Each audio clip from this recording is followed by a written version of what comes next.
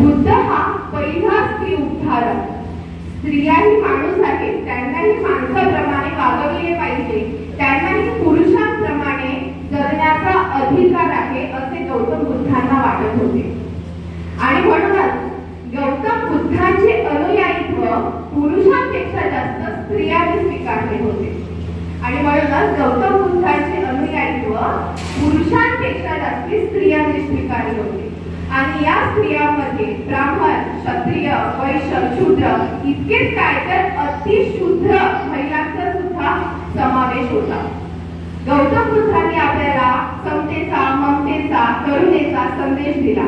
पण आज समाजात विषमता वाढत चालली आहे. माणूसच माणसाचा वैरी होत चाललेला आहे.